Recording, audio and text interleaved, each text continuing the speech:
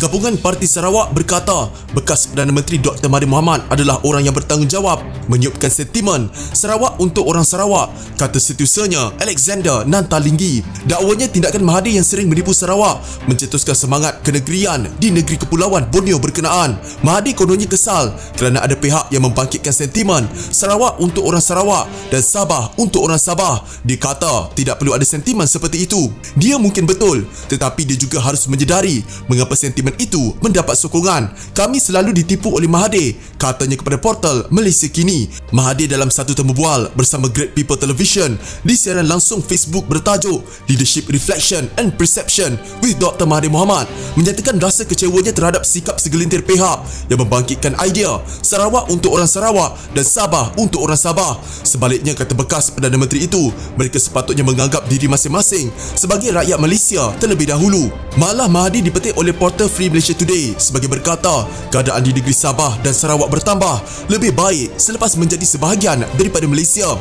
Menurutnya, kedua-dua negeri miskin itu menjadi lebih kaya berbanding negeri lain di Semenanjung selepas pembentukan Malaysia pada 1963. Mengulas lanjut, Alexander berkata sewaktu kali pertama menjadi Perdana Menteri sebelum ini, Mahathir mengabaikan Sarawak dari aspek pembangunan, hak, dana awam dan autonomi. Ahli Parlimen Kapit itu menambah bahawa Mahathir juga sangat jarang melawat Sarawak sepanjang 22 tahun pemerintahannya.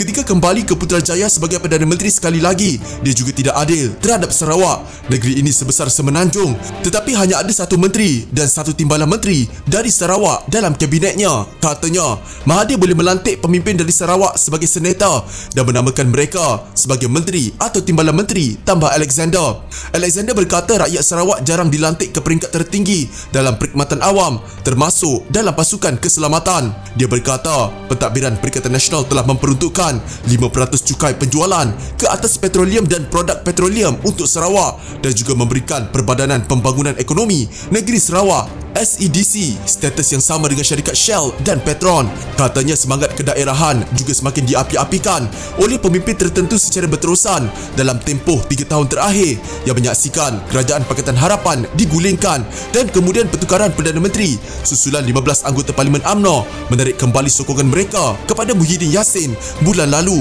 Ini menjadikan kita orang Sarawak ahli politik merasa lebih yakin bahawa kita adalah lebih baik kerana kita tidak bahu bergaduh seperti di Semenanjung Malaysia. Katanya, pemimpin kita mungkin mempunyai perbezaan politik, tetapi kita masih sangat baik, sangat teratur dan sangat wajar. Kami merasakan bahawa kami lebih baik daripada ahli politik kanan yang mengetuai parti-parti yang berpusat di Semenanjung. Kami hanya memberi tumpuan kepada rakyat dan kerja kami dan tidak menimbulkan kekacauan politik, katanya. Jadi jangan salahkan kami kerana mempunyai sentimen Sarawak hanya untuk Sarawak, kata Alexander yang juga Setiausaha Agung PBB. Tolong faham pemikiran orang Sarawak kerana kami ingin melindungi apa yang kami anggap masih indah di Sarawak daripada diheret oleh semua politik ini, tambah Alexander.